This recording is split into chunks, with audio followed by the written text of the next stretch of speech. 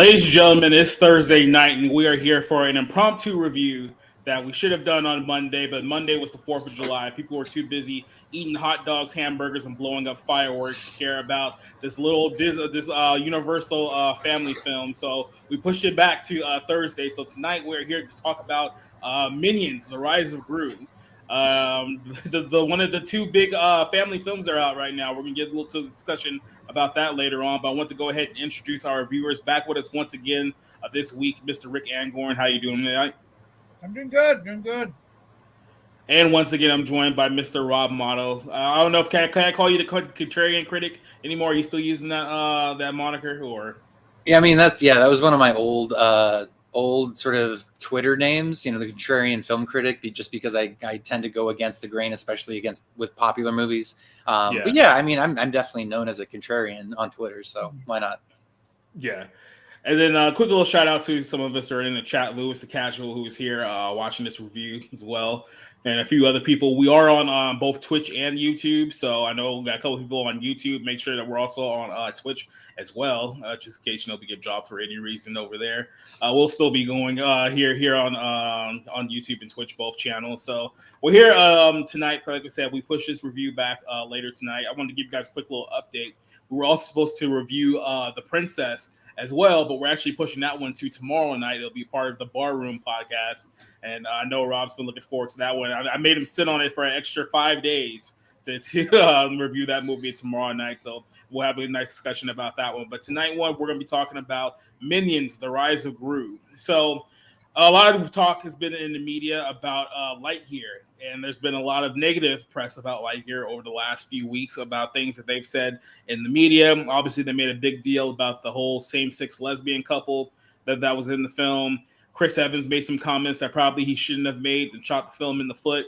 This is week number 4 that the film has been in theaters, and it still hasn't made up its $200 million production budget yet. So when it's all said and done, this is a film that some people are saying could probably lose about 150, maybe $200 million. And yeah, so this is going to be a pretty big loss for Disney. But fortunately, they have Thor: Love and Thunder, which is a film that we'll talk about next Monday. We're not going to talk about it tonight. We'll save it for next week. So a lot of people obviously didn't like Lightyear, and they decided that, hey, instead of giving Disney our money, let's give our money to Universal. And Universal's coming out with yet another Minions movie. Now, you can argue on one hand that a lot of these MCU films and these Disney films have become nothing more than, I guess, theme park attractions or attractions for their other properties like the Disneyland and things of that nature. But when it comes to the Minions, it's pretty much the same thing. I mean, here we are. This is the 5th movie in this franchise. We've had 3 Despicable Me movies. This will be the 2nd Minions movie that we've seen so far. And when you look at a film like this, there's a reason why guys like myself and Rob typically stay away from kids' movies and family movies, because it's very hard to come into a film like this with a critic's mind when this is essentially a film that people take their kids to just distract them for 90 minutes, 2 hours, whatever the case may be. So people go to these movies for much different reasons, which makes them a little bit harder to judge. But if we're judging this one as a reviewer, I think it's safe to say that maybe if you don't have kids, I wouldn't recommend going to see this film. And even if you do have kids, there may be cheaper options out there than going to watch the Minions movie. So without giving away too much, how did you guys feel about this film going into it? I'll start with Rick. Oh, how did I go into it? Yeah. I went to it thinking this is going to be for kids. So I have to, I don't want to say lower my intelligence level, but I have to think, okay, how would a 4 or 6 or even 10-year-old like this? And then also, how would that child's parent or grandparent think about it? Would he or she be able to tolerate the movie? Because some animated films you just hate as an adult, regardless of whether or not you have kids. So when I went, I said, all right, this is a movie with talking Twinkies, and it's geared for kids. So let's see how it goes. That was my mindset going in. What about you, Rob? Did you feel the same way, or did you have a slightly different view? I mean, I did not really have any expectations going in, because I knew it was a kids movie. I knew it was an animated movie, part of a larger franchise and intellectual property. So I really didn't know. I was just kind of trying to go in as fresh as possible, with the caveat knowing that I generally don't personally care for family children's movies, animated movies especially. So that was kind of my that was my sort of expectation. Now I maybe we can talk about this a little later, but I know like Gen Z has been going to this in like suits, and some theaters have been saying you can't show up. And just because the movie in general annoyed me, which I'm sure we'll get to, I kind of agree with. It's like, yeah, good, that's good. So. The gentle minions. That's a tag. That's a hashtag. So let's get into this film just a little bit here. This is a short little clip of Minions: The Rise of Gru. So that is Minions: Rise of Gru. So let's start off with the story here on this film. This is a film that's set in the mid 1970s, and it's supposed to be an origin story about how 11-year-old Gru grew up to become the supervillain that I guess families and children all love him as today. So this is back in 1976. They started off with a supervillain group called the Vicious Six, led by Bell Bottom and White Knuckles, an old school supervillain who gets betrayed by his own group after he successfully steals the Zodiac Stone, which is supposed to have special powers to whoever wields it. So they steal the stone. They essentially kick him out of the group. And then group, as the group is looking for new members for their group gets an invitation to see if he fits in with the Vicious Six. So he goes in there. He's super excited. It's his dream to become a supervillain, because I guess that's the type of dream that kids have. I didn't know there was a league of supervillains in this universe. Apparently there are. But so he goes and has the interview, and they're like, "You're an 11-year-old kid. Why are you here? Get out of here. You're not supervillain material." And so he decides that, well, he's going to show them. He's going to show them that he is supervillain material. And he decides that he's going to steal the stone himself. So he snatches the stone and runs out of the headquarters, and he gets chased down by the Vicious Six. He manages to escape with the help of his big purple Twinkie friends, known as the Minions, which are still working for him at this point. And manages to get away. But in the act of getting away, he runs into Mr. Wild Knuckles. And Mr. Wild Knuckles is another one who wants to get back what he took in the first place in order to show up the guys who betrayed him as well. So now it becomes a three-way, I guess you could say, a villain tango between who's going to get the stone, who's going to get the power, who's going to prove that they're the biggest, baddest super villain in the small little town of San Francisco, California, which I thought was a very interesting location for this film, to say the least. But let's start off with the story here, because I think we know a little bit more about the characters at this point. But what did you guys think of the story of this film, kind of the central plot? Because I felt like it was lacking in certain sorts, but I wanted to get your guys' thoughts first. I'll start off with Rick. I thought the story was cute and funny. I didn't give it much thought. I guess once we got to see Bell Bottom and Nunchuck, I just figured there's not going to be a real plot here. Yeah. Just roll with it, enjoy the colors, enjoy the minion silliness, and I have to admit there were times when I was laughing.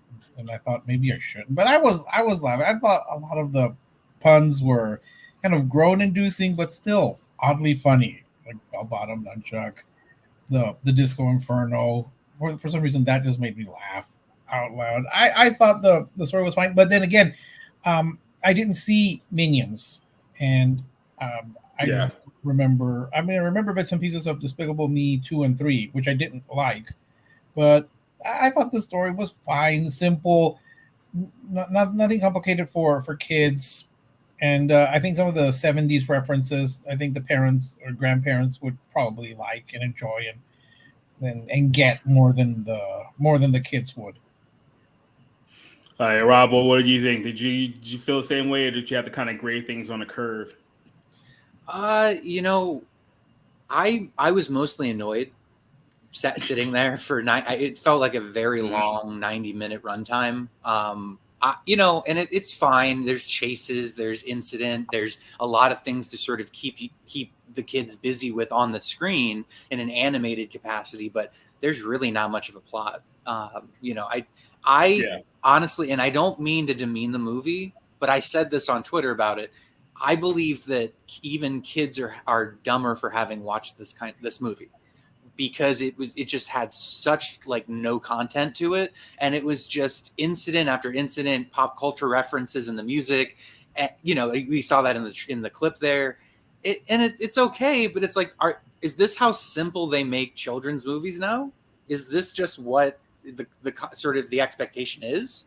Because I don't know, maybe I saw I saw a different type of kids movie when I was little, but yeah, I really was annoyed for most of the time, and I'm not sure that I'm sure that a more advanced plot or more in-depth plot would have at least kept me interested, but yeah.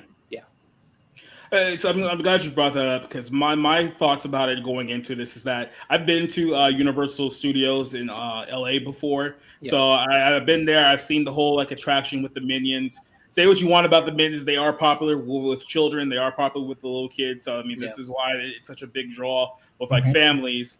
Obviously, we're outside the target demographic for this. So while I'm watching the film in the theaters, I'm thinking to myself, okay, are any of the kids in the theaters like actually enjoying themselves, like watching this movie? That's kind of like the best way I can really like gauge whether this film is like winning or not over its target audience. There was some spots in the film where they said the kids were entertained and the kids laughed, but there was also a lot of things about this film that fell flat as well. And you brought up a good point about kind of like dumbing down like the audience, because you're dealing with a younger audience. But maybe it's just me. Maybe you can think a little bit, elaborate on this, because we grew up in the 90s and the late 80s stuff as well. And there was a lot of entertainment back then that was garnered towards kids that, back when we were their age, back when we were around like that 11 and 10, we felt like was much more smarter written and much more entertaining, even though they were, like I said, kid shows or shows aimed at young teens and things of that nature. So do you think that they're dumbing down things way too far for these kids? Like, do you think that we're unfairly giving them somewhat of a pass on certain aspects because say, oh, well, it's a kid's movie? Was like, well, just because it's a kid's movie doesn't mean it has to be completely dumbed down to the point where it's just mindless. You know what I mean? Do you feel that same way, Rob? Yeah, I mean, I had a different experience as a kid where, movies still had, more substance and more content than kind of what I found in this Minions movie. Now, to be fair, I haven't seen any of the Despicable Me movies. I didn't see the preceding Minions movie. So I'm a little behind the 8 ball in terms of what to expect, but I just thought it was really like a shallow and kind of hollow execution, because you're right. It doesn't have to be dumbed down or simplistic for kids. It just has to, like, you just have to kind of speak to them and tell a story, hopefully. But yeah, I just I hope that's not the case. I hope that kids aren't getting dumbed down by this stuff, but it just felt really, really stubbornly dumb. Yeah. It's so, Rick, you're a little bit older than, as I say, a little bit, I'm not going to like bury you or anything like that. But I was thinking to myself, because when I'm watching this movie and I'm seeing like the Minions, I can kind of see it from the executive perspective of, well, they're the little like yellow things that the kids love. So it really doesn't matter too much about the plot, because as long as they're speaking gibberish and bouncing around and hurting each other, that's pretty much all the children truly care about. Do you think we're being a little too harsh in that aspect, or do you kind of feel the same way? I think you're both being far too harsh, honestly, because I'm trying to remember the movies that I saw as a kid, but then the movies that I saw as a kid were, and I have vague memories of this, Gremlins and Temple of Doom, both of which traumatized me. Where, yes, I've never seen, I've not seen Gremlins again. I've not seen it since I first saw it as a kid because I was too terrified. So I guess, I don't know if maybe that's more for the kids, but I certainly don't think so. I think you both are being a bit harsh. Maybe because when I went into it, I was not expecting, as I told Rob, I wasn't expecting Werner Herzog's Tales for Tots. I was not expecting the deep esoteric exploration into the Minions' psyche.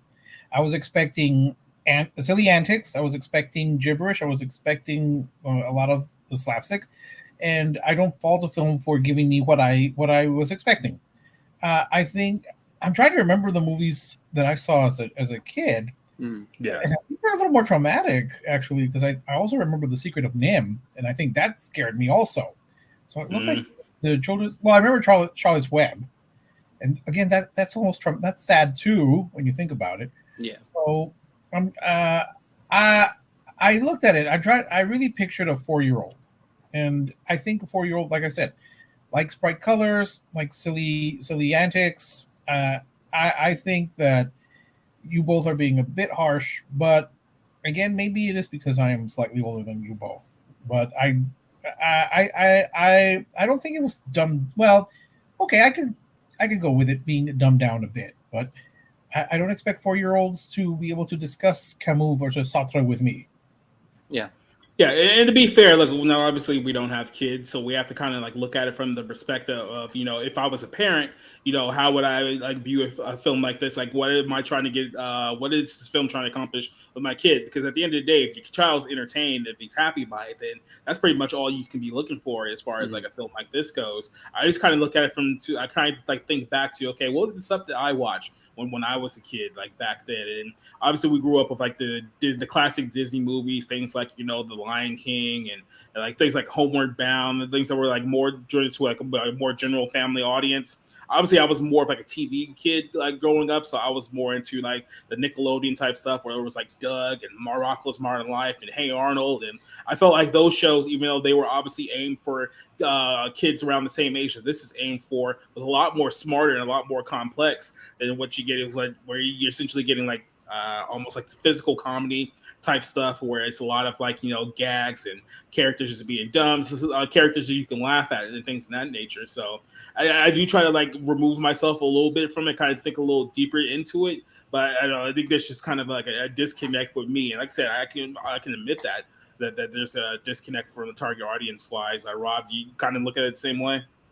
Well, just to kind of go back to my childhood, the animated movies like Robin Hood, Disney movies like The Great Mouse Detective, Rescuers Down Under, Fievel Goes West, Fern Gully, just some of these, and they're well thought out productions and executions, telling a story, good voice acting, good animation.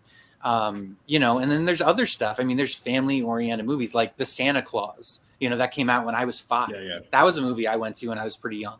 And again, that's the kind of movie that's just like, okay, there's an attempt for this character to be in his son's life. And there's a compelling story there. Tim Allen is good in it. It's just, and again, we can nitpick and say, oh, hey, the 90s were just so much better. And, of course we're nostalgic because we grew up at that time. Yeah. And so I get it. It's a kid's movie. It's animated. It's supposed to be fun and kind of busy.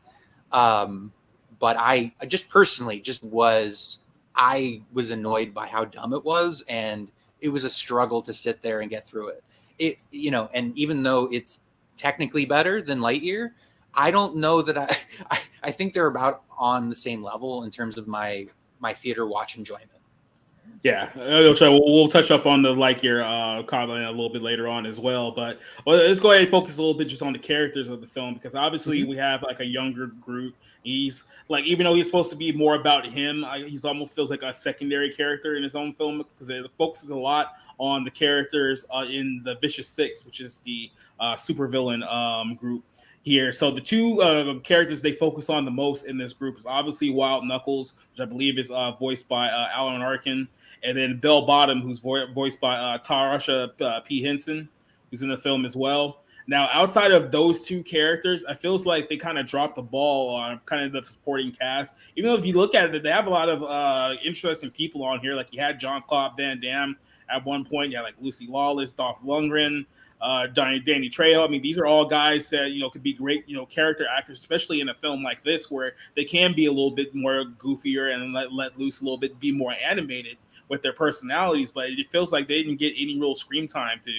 kind of portray those personalities at all. Like for me, it just felt like these are guys that came in to be like, hey, Universal's giving us a check, so let's just come in and say a few lines and get out. What do you guys think of the characters of this film? I'll start with Rick. Well, on that I agree. I didn't even realize that a lot of them, I really wouldn't be able to tell. I'm assuming that Jean-Claude Van Damme is Jean-Claude. And Yeah. I know. And I didn't even know Danny Trejo was in this movie until the credits. Yeah. So I'll give you that. I think if they had focused more on Knuckles and on Bell Bottom, then you probably would have had a better movie. And I also had to stop myself from calling them the Sinister Six. I know they're the Vicious Six, but I kept saying Sinister. Yeah. They don't want to get sued by Sony. Yeah. But no, I agree with you on that. They were underdeveloped. They were almost they weren't relevant to the plot. They just needed to be there because they needed 6 villains. But I have to admit, Nunchuck. I did love Nunchuck for some reason. I just thought that was one of the funniest things. Like, yeah, I don't know. I just was laughing. The audience around me was laughing too, with Nunchuck when she manages to fly off. At a certain point, yeah. Hallelujah. And her car, which has like organ music. I'm sorry. Those are awful puns, but for me, they were funny. But you're right. I will agree with you on that. Except for Bell Bottom and Knuckles, the villains were not important. Rob, what did you think about the characters in the film? Yeah, I mean, I liked Alan Arkin. I mean, he's been around for 5 decades, something like that. I mean, so yeah. He's a great actor, and I mean, even something like this, you can just tell his distinctive voice, and it stands out. And Steve Carell is good. He's a very talented actor overall. So, he was fine. But yeah, I didn't really notice too many of the acting performances or the voice acting performances stand out outside of those. Yeah, I mean, when you really think about it, Alan is like really the only character that's given like any like true depth like in the film, because everyone else is basically just like your textbook cartoon villains. Like even Taraji P. Henson, and that fact is not a more, I guess you can say, a more substantiated character to the point where she would have like any impact more outside of, oh, I'm the villain that's in this film. It's like they really tried to do that with was Wild Knuckles, because they kind of gave him like the backstory of like he's the one that founded the group. He's essentially like the OG super villain, and when he runs into Gru, obviously who wants like the stone back, then he also starts to grow with him a little bit. Then he's like, hey, I got like a little protege here I can work with, and it kind of seemed to me like if maybe the film had focused more on that aspect outside of like all the other like hijinks leading into it, it could have been a much more touching movie and pretty much a better movie if they kind of focus on that aspect rather than, well, I mean, they're not really the draw here. The draw is the yellow guys. We'll talk about them for a second. So, is it my imagination? And I don't remember seeing it, but isn't Bell Bottoms kind of a version of Foxy Cleopatra? Yeah, there's a lot of play to that. Like I said, it's set in the 1970s, so there's a lot of like 1970s like blaxploitation inspiration with some of the characters, kind of like the overall like setting of the film. So there's definitely you can definitely see a lot of like Foxy Cleopatra and her characters that they were going for. That's what I was thinking when I was watching it. That it's more like a Foxy Cleopatra type character that was a defining characteristic. Yeah, and then a lot of the other like villains kind of played off as like those old like 1980s like pro wrestling heels, like the old like pro wrestling like villains, like the Iron Sheik type characters, like almost like the Andre the Giant. Especially when you look at like we said, the John Claude and like the Nunchucks, like they were a bit more like cartoonish and like over the top in their nature as well. And it's interesting that we haven't mentioned that Michelle Yeoh is in this too. Oh, I was actually just about to mention her, so I'm glad you brought her up. So, yeah, at one point, Michelle Yeoh is well, actually, before we bring her up, let's actually talk about the Minions as a character for a little bit, because that plays onto it. So, obviously, the star of the show are the Minions. They're the little yellow creatures that everyone loves. They talk in gibberish. They do dumb things. They get hurt. People laugh at them, things of that nature. How effective do you think the Minions were in this film at essentially selling themselves as the title character of the movie? Like, did you kind of enjoy their presence? Did you notice anyone else in the theater like enjoying their presence? Like, what was kind of your reaction to them, or what do you think was the theater's reaction to them? I'll start with Rob. I mean, I heard laughing. I think the the whole idea behind the Minions is be cute and be funny, and that's sort of what that is. I mean, it's whether they're running into each other or spouting gibberish. I mean, my impression of them, this is the first time I've seen them on screen, is they're yellow Twinkie midgets spouting baby gibberish. So not really ever going to be my thing, but again, I think that for the most part, the audience enjoyed them. They were entertained by them. They thought it was funny. So I think it's going to be successful. It's already made just a ton of money at the box office. I think worldwide it's over 200 million. So I mean, it's doing great. So I mean, I thought it was I thought they were silly and I was kind of bored by them, but other people like them. Yeah. Rick, what did you think? Because before I get back to Rick, because essentially what the plot is for the Minions in this film is that Groot gets kidnapped at one point in the movie, about maybe like the second act, he gets kidnapped, and the Minions have the stone. So the Minions have to essentially find Groot, who's being held in San Francisco. So they have to travel all the way to the other side of the country or whatever city that they're in, and they have to return the stone and like save their boss. Essentially, so they're going around like trying to fly planes. They're going out there, and then at one point they get meet up with Michelle Yeoh's character, which we'll talk about in a second. But Rick, what was your thoughts about how the Minions were portrayed in the film? I guess I'm going to be one of the other people that Rob mentioned, because I was laughing a lot, maybe more than I should have. But I guess I've grown fond of the Minions, and they do speak in this weird kind of mix of English, Spanish, French, and nonsense, because you can pick up some words that are French, some words I think that are Spanish. You usually can only pick up like the last two words they say, and then like that's probably it. And I think I thought that they're the stars, so of course they're going to focus more on them. I found them cute and funny, but then I've grown used to finding them cute and funny ever since the first Despicable Me, and for me that they actually were not as outrageous as they were in, I think, Despicable Me 2 or 3. They weren't so much the focus, but which is odd because the movie's called Minions. But I thought they were funny. I was laughing a lot. The airplane bit I thought was funny. Well, most of it, and when they're training, I love the opening James Bond spoof with the Minions in there too. I've grown used to the little Twinkies. I probably would be a fan if I were at Universal. I'd probably have my picture taken with the Minions, because I find them funny, and the audience was laughing a lot. I even had a friend comment to me that he was laughing more than his daughter when they went to see it. So I think the Minions, we know what we're getting with the Minions. They're cute, funny, Twinkie things who do silly things. Yeah, I like them.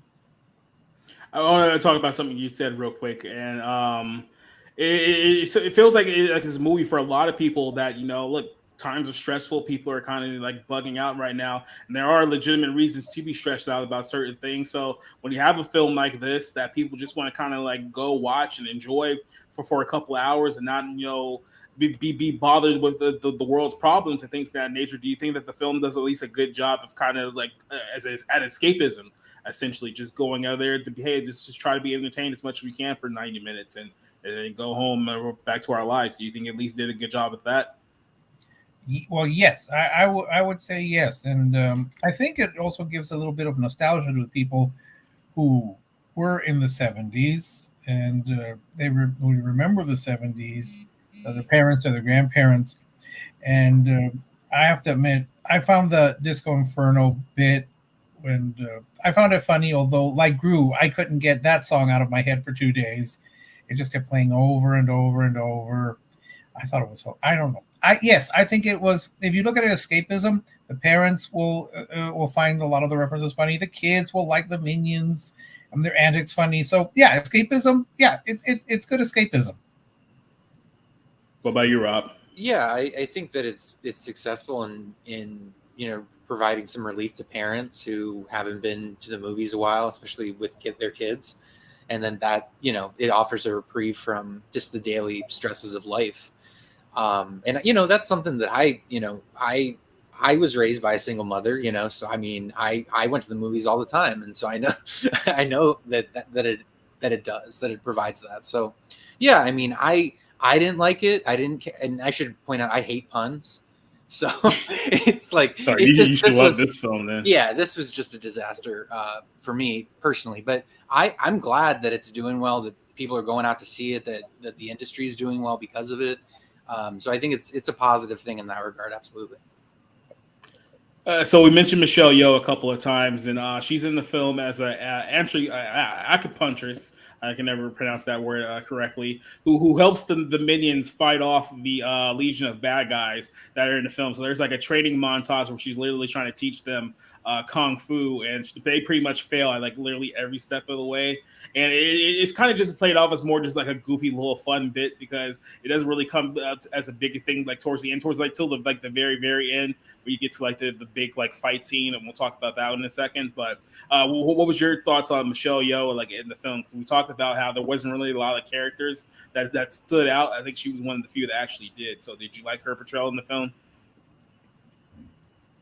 I did. I did. I appreciated that, and I thought, you know, Michelle Yeoh now has 2 hit movies under her belt this year, so that's a big step for her. And yeah, it's nice. I mean, she's just she's there to be the mentor, and she in her portrayal, there's kind of a droll acceptance that the minions are just pretty dumb, but. Yeah, I mean, it was cute, and it was nice to hear her and just have like this little training montage. I mean, the character doesn't look anything like Michelle Yeoh, because Michelle Yeoh is a beautiful, glamorous woman, and here she's a little frumpy, but it was fun. I enjoyed it. Yeah, I'll be honest. I don't remember her or her character, so I'm sorry that it's. I wish I could provide an opinion, but I literally don't have one because I don't remember. But you know, who is Michelle? Who is the actress? I'm not familiar with Michelle Yeoh. You saw Everything Everywhere All at Once. I haven't seen it yet. It's that's literally what I was about to ask you. Yeah, I have it on my list. Crouching Tiger, Hidden Dragon.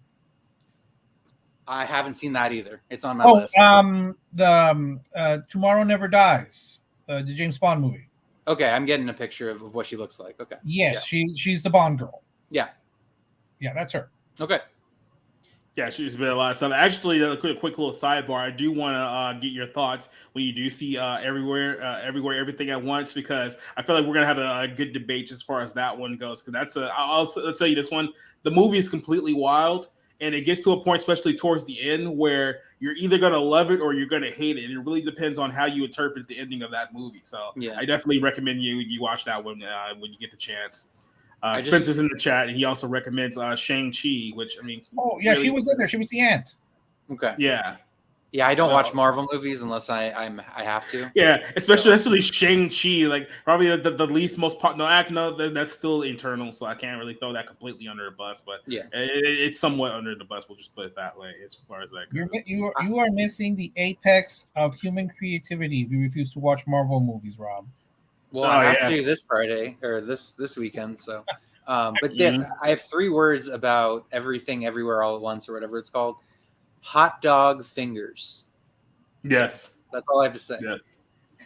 Like I said, I'll give it credit that there's a lot more than the hot dog fingers, but as I've also said before too, it really just depends on how you interpret the ending of that film, because it's either going to completely make it or completely break it for you. That's pretty much what I've gotten to with a lot of people. Quick shout out to Top Jog, who's also in the chat right now. Says probably going to watch the Terminal List. Yeah, the Chris Pratt one. We're going to talk about that one a little bit on tomorrow night show on the Bar Room. And then the Eternals is better than Shang-Chi. Really, you thought the Eternals was better than Shang-Chi? Because I thought Shang-Chi was way better than the Eternals. I didn't even like Shang-Chi. So, we'll probably have to have a conversation on that one. The woke Eternals, yeah. So we would kind of get to essentially like the ending of this film, and it is pretty much your typical like storybook like entertainment film ending, where it's like it's the good guys versus the bad guys, and the good guys have to overcome the villains who captured the power of the stone, and they turn into like the little animations of the zodiac calendar and whatnot. So like one turns to a dragon, one turns to a snake, and then things of that nature. So it is a pretty, I guess you could say, it's a pretty fun conclusion like to it. I mean, it was kind of like dry as far as any like action or like animation up to that point, but I thought that the ending was kind of at least satisfying enough for most people who were going to the silent film. What did you guys feel about the ending of this movie? It's just sort of the same like big battle at the end of like, you know, your intellectual property kind of action oriented movie, you know, and so it was fine. You know, it was the conclusion I was sort of expecting, you know, 30 minutes prior, but that's okay. That's sometimes that's what happens, but you know, I'm just glad that I don't have to do it again. I don't have to go back. It can't hurt me anymore. And yeah, it's going to make a lot of money. So who cares what I say? Mm-hmm. I promise, Rob, you will heal. You will heal from this experience. It'll be all right. We'll have a trust circle for you. We got that Thor movie coming, so I don't know about that. Okay. Well, I mean, don't forget we still got to do the Princess tomorrow too, and we can say that this one was definitely far better than that film. Well, that's a little teaser for tomorrow. I was scared. But the ending, yeah, I guess you needed to conclude with a big battle. It wasn't particularly impressive. I was a little surprised how they tortured Gru up on the clock. I thought that might be a little too much for young kids. But yeah, it gave the minions a chance to be heroic, even though they themselves turned into weird creatures. But yeah, it was a little rushed, and you know, I wasn't expecting great super battle here, but I found it fine, acceptable. And again, it just shows you how unnecessary a lot of the other Vicious Six characters were, because really you only had maybe not even Nunchuck got a big deal to do in the battle. Yeah. But no, it was fine. It just needed something to wrap up the story, as far as I was concerned. Yeah, just a quick little note to Spencer. We're covering The Princess tomorrow. That'll be tomorrow night's review, not tonight. So you have to save that one for another 24 hours. Yeah, I know Rob is happy because he's been stewing on that one for a week. But so final thoughts about this film in general. And like I said, I came into it. I understand that I'm not the target demographic for this one, so I can only try to rate this movie as as objectively as I possibly can. For me, just looking at this from a film perspective, this just kind of felt like more of like a soulless commercial to get kids to go to Universal Studios. But that was kind of like the thing to me. Like this was kind of like Universal's advertisement of, hey, you like the Minions? Well, why don't you go down to Orlando, go down to Los Angeles and spend $125 to go watch the little like theme parks that we have, you know, on there. Because obviously they have their own Despicable Me little areas where they have like their own theme ride and people go take their kids. I've been on the ride before. I know how the kids act. So I understand that this isn't exactly for me and my target demographic, but I looked at it from the perspective of if it's something that you would go to take kids, kids enjoy it. Sure, they can enjoy it. There's really nothing much to this film movie outside of that. Just something that you can go to take your kids to. I would honestly say that there's far better animation movies to go take your kids to see. Like when I look at films in this kind of, I guess, realm, you would say, I would look at something more like, you know, a Moana. I think that one was far better of a film. I can look at like a Kobu and the Two Strings. There's even like certain aspects of like the Lego the Lego movies that I like better than this one. This one really just didn't have a lot for me. It's like I know this is for essentially younger audiences that are already fans of this one, but if you don't have any kids and you're not really like into the Minions, this really isn't going to have much for you. For me, this is probably like a 1.5 out of 5. I would say that it is still better than Lightyear. That's not saying much, only because there just wasn't like a whole lot of BS going around this one. So if you were looking for a movie that you would rather take your kids to, I definitely recommend this one over that one. But I don't really recommend it as that highly of a film overall. And I'll go with Rob and kind of get his final thoughts of this. Yeah, I didn't have any expectations, but I also with what Minions 2, Minions: The Rise of Gru was ultimately just annoyed the crap out of me. And so and it's the sequel on like, what is it? I'm trying to think of what, like a spin-off series of movies basically.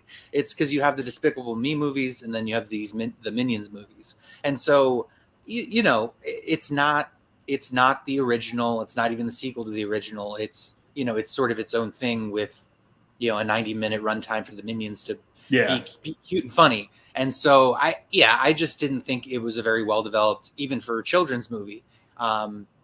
Really kind of dumb, but I'll still probably give it a 1.5 out of 5, just because, I think the animation was solid. And I think a few of the voice acting performances were good.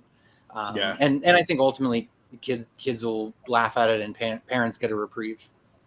A quick little note before I go to Rick, that this film costs $120 million less than Lightyear did. So just throwing that out there as well. All right, go ahead, Rick. What's your final thoughts on the film?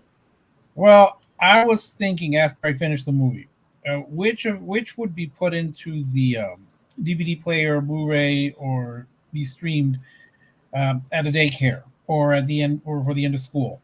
Lightyear or Minions: Rise of Gru. It's going to be Minions: Rise of Gru. That's the one that parents are going to put in. That's the one school teachers and daycares are going to put in, because they know the kids will be entertained by the bright colors, the Minion silliness, and they'll be able to live with the story such as it is, and maybe they'll also be singing more for 2 days like I was. But trust me, I could not get that out of my head. And somebody told me that the song is about porn. I was like, oh my gosh, I did not know that. Oh, so I didn't either. So thank you for that. So there you go. There, you learned something new. But this was cute, harmless, pretty entertaining if you're a small child, tolerable for parents. I'm much softer than both of you because I would give it a 3. Because I think how the parents would like it and how the kids would like it, and they would be entertained. The kids would be entertained. The parents would live with it and maybe even laugh at some of the jokes, like criminal records. I'm sorry, for some reason I found that funny. Playing the record backwards, I found that funny. All these little things that just kind of stuck out to me. So I guess I'm more tolerant of the Minions. I can live with the Minions, and if anyone wants to give me a little Minions action figure or doll, I'll go ahead. A little plush doll, I'll accept it. And I'd even go to the park and take my picture with the Minions. So just for the record, just so you know this, one time I made fun of James Gunn on Twitter because he said Steven Spielberg was his favorite director, and he cried when he said he liked Guardians of the Galaxy. So that and it's like, to me, Spielberg is pure like sentimentality. Now, of course, there are exceptions to that. It's like Schindler's List is sentimental. But most of his movies are very like, it almost has this childlike worldview. And so I tend to not like that. I tend to like and so if, like, this is the type of movie that just grates against my own sensibilities, and really challenges me to see it from a different perspective. So I wasn't aware that Munich was sentimental. My favorite Spielberg movie, by the way. But yeah, it's because it's absolutely brutally nihilistic and dark. And you have a dark soul, Rob. You do. Yeah. We're far too black-pilled on this thing, and I personally blame Spencer. He's the one that corrupted all of us. But just hearing your quick little thoughts about that, I'm just thinking to myself, you're going to enjoy Thor 4 when you go see it this weekend. Yeah, I'm sure. Yes. So overall, we're getting the criterion for that one. Oh yeah, good luck with that. You're not getting a criterion for Love and Thunder. And I don't know. They've had some really terrible criterions the last couple of years. Like, I'm pretty sure Moonlight has a criterion. It does not. Okay, it doesn't. Okay, but what is it? Regina, what's her name? Regina Hall or Regina King? I always forget which. Well, there's two of them. I think Regina King was the one who directed One Night in Miami, that got a criterion release, and I'm like, yeah, really? I want to say that's for Regina King, but I always get those. Yeah. I think you're right. Yeah, because So there you go. Thor is Yeah. going. We're going to get we're going to get the Ingmar Bergman cinema, and then we're going to get the Marvel Cinematic Universe. They're both equal, if not one is obviously the Dark World is better than Cries and Whispers. We know that. It's common knowledge. It's just so real quick before we get out of here, I want to talk about the comparisons between this film and Lightyear. And I don't know if you guys remember an old gaming critic named Zero Punctuation. I used to watch a lot like back in the day. I haven't watched any of like his recent stuff, but when I think about these two movies, I look back at one of the reviews he had about like an E3 when he was talking about the difference between like Sony and like Microsoft. And it's almost like Microsoft came out first. And then they essentially like took out a knife and started stabbing themselves in the gut, screaming that it's for your own good, and just like fell out and died on the counter. And then like Sony just comes in there and is like, yeah, we're not going to do that. That looks painful. Then everyone starts cheering for Sony. And that's essentially what it feels like with this film, because Disney had so much going against it. They made so many mistakes in the promotion and the marketing for Lightyear. Like every possible wrong move you can make, they made. And then here's Minions. Essentially, just comes on the stage, is like, yeah, we have no agenda. It's just a Minions movie. And then everyone's like, oh yeah, let's go watch Minions. So like I said, I'm pretty sure there was a lot of people out there that went and watched this movie just out of spite for Lightyear. It is not like the movie is that much better plot-wise than Lightyear. It's just that this one had so much, like there was no BS behind the scenes about it. Like you didn't have Steve Carell calling people dinosaurs that were going to die off and calling people idiots. And you didn't have like the director coming out and saying that anyone who's comparing this movie to the other movie is a bad person because of the political ideology that they have behind it. It's like, it just came out, like Universal just came out. It's like, here's a Minions movie, go watch it. And it got way better receptions. At 4 weeks, that movie's been out. And Minions has already made more money in 1 week. That just kind of shows you where they are. So, what do you guys think of just kind of the compare and contrast as far as Disney and Universal and how they handled these films? So I'll start with Rob. Well, it's very strange. We covered this on the Black Pill stream last night about the tweets from the movie's director, Angus. Yeah. Whatever his name was. Yeah, something. And it's very strange because it's like he's sort of playing defense against like the poor box office numbers and the fact that Minions is doing so well, and it's like that, like you doing that tells us everything we need to know. And it's like he and the fact that it was the whole scene was put back in because of the Don't Say Gay bill and all these things that sort of add up to you're playing a losing hand here. You're like you added a scene that is going to be divisive on some level for some people. You talked about people who wouldn't accept it as dinosaurs who are going to die off. You brought attention to it, and then you lost. Like it's like you doubled down and lost again. And so he's after the fact, when he's already lost, he's doing all this tweeting and defending it, and it's just like it's so sad because the movie just isn't any good. And the thing with Minions is it doesn't have any ideological message. It's like I said, it's just be cute and funny, and get into like messes and have funny puns and So and that's it. Just seemed like, why would you do that? Why would it's like they contributed to their own movie failing. I say real quick before I go to Rick, it's like I said this many times too. It's like they should have just said nothing, because if they just kept their mouth shut, that people could have complained about all that stuff about the film after the fact, after they had already saw it, after they had already got your money. It's like, yeah, people already got your money and whatnot. You can say whatever the hell you want, but what they did is that they essentially, by trashing people who had a problem with the scene, by trashing the audience before the movie came out, it did desensitize people to even go see it in the first place. They're just like, okay, well, I'm not even going to bother taking out the effort to go taking my kids and my family to go watch this movie, because clearly you guys have agenda against me and people think like me and things of that nature. And like I said, the other movies simply didn't do that. And we saw, like I said, now, like I said, they've already surpassed them in 1 week what they couldn't do in 4. So, Rick, what did you think about the whole thing? I agree with Rob on a lot of that. I think the difference was that was it Universal with Minions?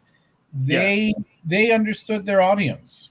They knew what the people went to for a Minions movie, which was cute Minions doing silly antics and just behaving silly. The Pixar people and the Disney people they did not understand their audience. They gave audiences this very serious, self-important film that wasn't even related to the Toy Story franchise, and they made it so needlessly convoluted. So the Universal knew the audience. Disney did not, and they tried to make it more than it was. Although I do know one person who's a friend of mine, good friend of mine. She's proudly a democratic socialist, and she told me that she and her daughter loved Lightyear, and they loved the same sex relationship. And the daughter cried seeing it, and going on about how Buzz was wasting his life, while all the people around him were living their lives, he was wasting it trying to go, experiment. And I thought to myself, again, I'm not going to go to an animated movie to watch an existentialist crisis. I'm going to go to an animated movie that geared for kids to see these little Twinkie things try to fly a plane. I mean, they're not, that's what it was. Yeah. And so Disney tried something and they doubled down when they didn't need to, and Universal didn't. They just said, you know what, we're going to give you these Twinkies. They're going to be silly. We're going to give you a lot of 70s music that the parents, grandparents will like, and that will be earworms. And yeah, you'll enjoy the silliness versus this great crisis of the soul for poor Buzz. So yeah, that's why it failed. Hey, a couple of things I wanted to address there, because we talked about this a couple times on the Black Pill stream and even in the bar room as well. How the creators of Lightyear internally were all excited about the fact that we get to portray a same-sex couple in our film, and it's going to be a big cornerstone of the film. And I think the reason why there was so much backlash internally from the Disney perspective is that in their minds, they put so much heart and soul into portraying that couple in the film that when audiences started to reject that, in their minds, they weren't just rejecting the movie. They were rejecting the idea of same-sex couples, which led them to lash out more erratically and probably more irrationally than they should have. And like we talked about this with other studios like Warner Brothers and like Universal, how they're looking at what Disney did and they're like, we're not going to do anything that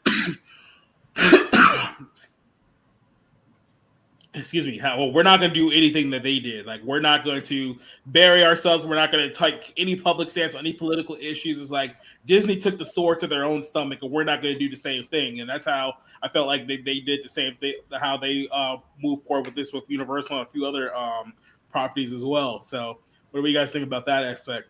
Don't you think it's just so self-important, though, of a company to even to say that, we're going to tell people how progressive we are or how accepting we are, how tolerant we are.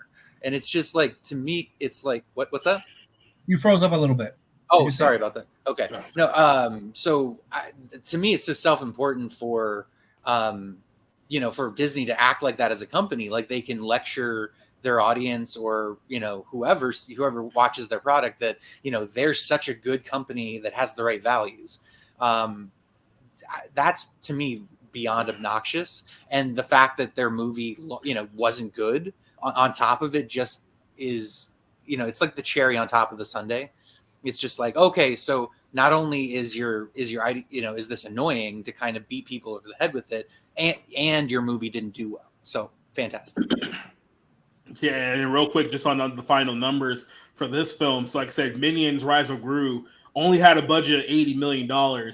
It's already made $248 million worldwide. So it's pretty much going to make a profit. It's made its money back already just in 1 week. Now, if you compare that on the flip side to Lightyear, this is a film that had a $200 million production budget. It still hasn't even made that up yet. It's 192 worldwide. When it's all said and done, I don't even think it's going to hit 250, which means that if you compare this to what Toy Story 4 was, their break even for that movie was $700 million. My guess is that for this film, it was probably somewhere between 500 and 600.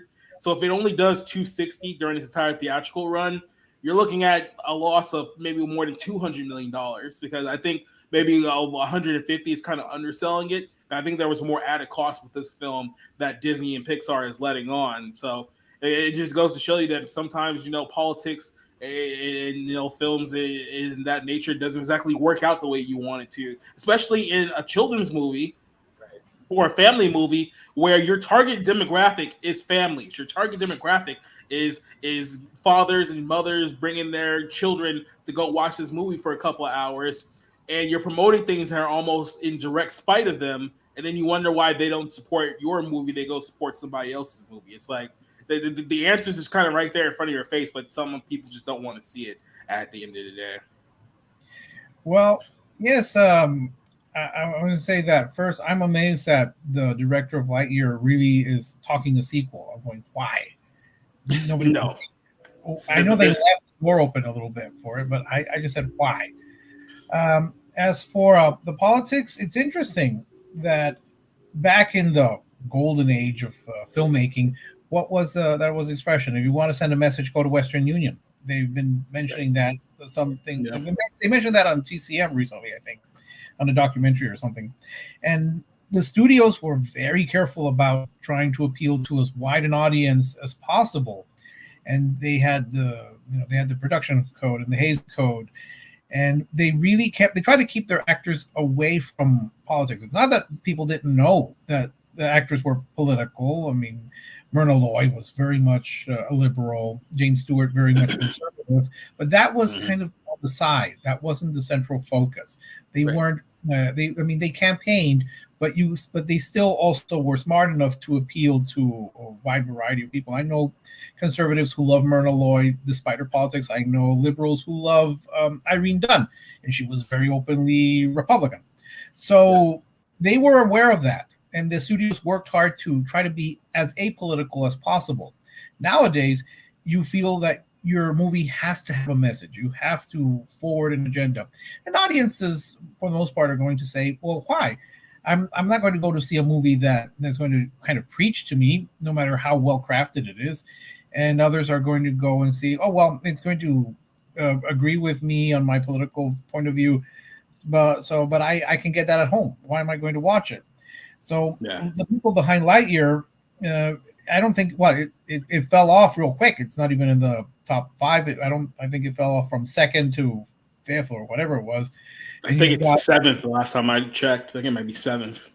Yeah, and look at Top Gun Maverick. That's still very powerful. Yeah, and that's pretty apolitical. Or I don't know if you want to. Some people interpret it right wing. I don't. Minions is pretty much apolitical. I don't see anything. I think one person tried to say, "Oh well, one of the minions was dressed as a woman, so it's political." Really? Yeah, I mean, that's a little. You're reading too much. You're reading too much. Yeah. But the studios, hopefully, and it's not the studios themselves; it's the filmmakers who feel that they need to give a message. But nobody, people have the right to reject your movie if you're going to lecture them. I don't go into a movie to be lectured to. If I want to, I'll go to a lecture.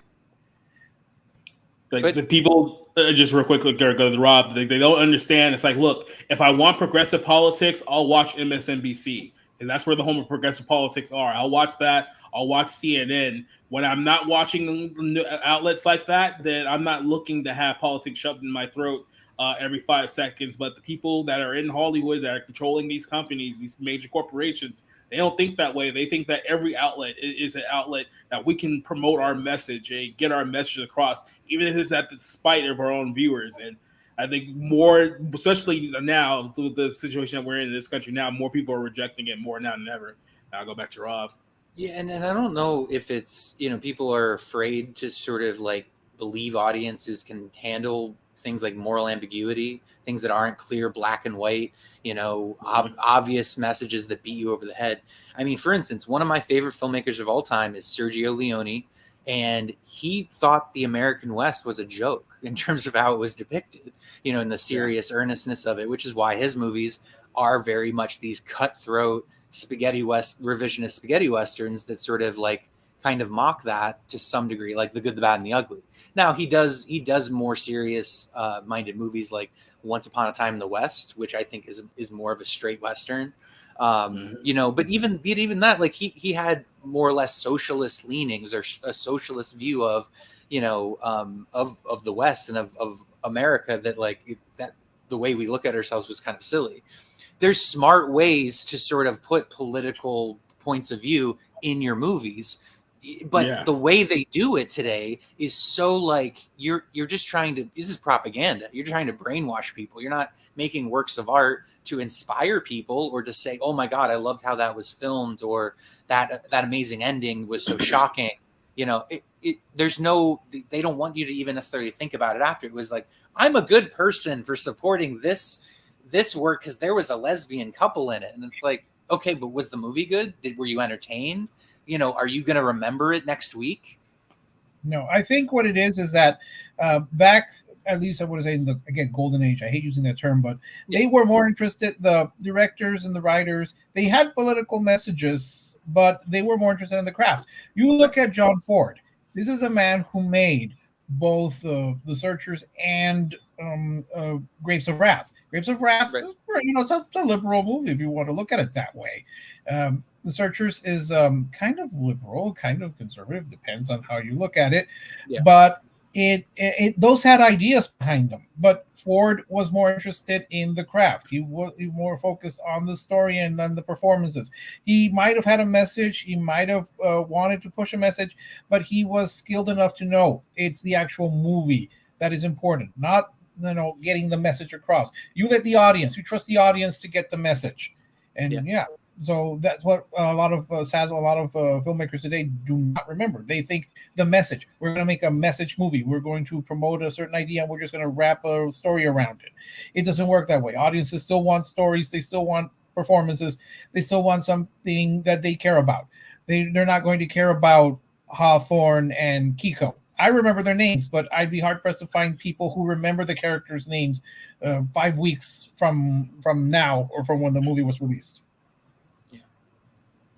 Well, yeah, like I said, I mean, not only that, but also add into the fact that we talked about yesterday, you have like major stars revolved around Toy Story, like Tim Allen and Tom Hanks criticizing the movie while it's still out in theaters, saying that it didn't connect with the audience and that they should have gotten Tim Allen to do the role or to just not make the movie at all. And you usually don't see that when a movie is still out and active. Like that usually happens like months down the line, like once it's already in like his DVD run and things of that nature, where people will say, oh, okay, we could have did a better job, but it's still out in theaters and people are coming out like that. I think that kind of tells you that internally that they're viewing this one as a massive flop. And like I said, when it comes to stuff like that, maybe you have to blame the people that you put in charge of creating this stuff, because it wasn't like, you know, it became a flop just naturally. I mean, there was a lot of things decisions you guys made about the movie itself, and a lot of things that you said going into it that hurt you at the end of the day. So like I said, maybe some of these people will learn, but it's Hollywood, so I wouldn't have too high hopes for that.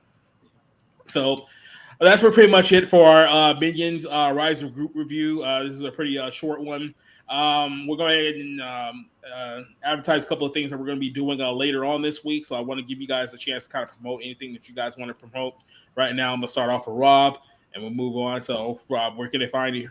Yeah, you can just catch me on my Twitter. I talk about movies, you know, and I basically just, you know, I have the podcast I'm doing with Jacob posted on there and get those retweeted out. I'm going to be doing a review on The Princess tomorrow on the Barroom podcast. And then, you know, just the regular shows coming up.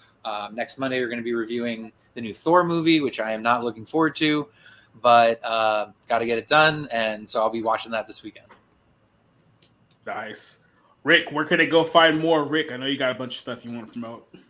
Well, I'm still at Rick's Texan Reviews, and I'm going to try to remember to put my Twitter at RxCafeTX. I'm still working my way through some reviews. I still need to write my Multiverse of Madness review. I even lost my notes for a little while. So before I get to Thor, because as I have said, it's, you know, the world's longest and most expensive soap opera. And it's just going to go on, but I need to appreciate great cinema, which the MCU is. It's brilliant. So all I'm really working on is just trying to catch up on my reviews, trying to get ready to clear out the DVR and try to catch up on old movies that I've seen and not written about, but. I'm working on it. As we get as my job site, as I get the library reopened, So that's pretty much it. It's just trying to keep up with the reviews that I have not written yet. All right, then pretty much want to let you guys know what I'm planning on right now. Speaking of being behind, if you've noticed on site your review site, I posted a lot of stuff. Posted a lot of stuff yesterday, which is more just catch up stuff that I should have posted weeks ago. But I've gone through a massive quality control project on the site. It's finally done. It's ready to go. The site's a lot more functional now than it was before, which I'm happy with. But like I said, I got a lot of reviews I need to catch up on. I'm working on the Thor: Love and Thunder review right now. I got do a review for 3 different outlets. I got to do it for Bounding in the Comics, for Zinger, and for my site. So I'm writing a lot right now as far as that movie goes. Then I got to catch up on other movies like Hot Seat, 2,000 Mules, Terror on the Prairie, Rubicon, and that's not even going into like the South Korean films that I probably have to catch up on as well. So there's going to be a lot of written stuff on the site, sidereviews.com. As far as the YouTube goes, tomorrow night is the Barroom Podcast. Myself, Rob, Cassie, Josh, TW will all be on there. We'll talk about Chris Pratt, some of the things going on with him with the Amazon series. He got into it with UFC middleweight champion Israel Adesanya. We'll talk about Amazon's Lord of the Rings disaster, which looks like it's going to be the most expensive flop in history. $1 billion they put into that. They could be dead on arrival already. And we're also going to be reviewing the movie The Princess, featuring Zoe King, about a 100-pound girl who looks 20 years old, maybe about 5'2", who kicks more ass than she physically could in real life. So that's going to be a very fun review to do tomorrow. Saturday, we're going to be movie night on Twitch only, a Twitch exclusive. We're going to be watching I'm Going to Get You Sucker, the 1989 film. Is going to be very, very fun.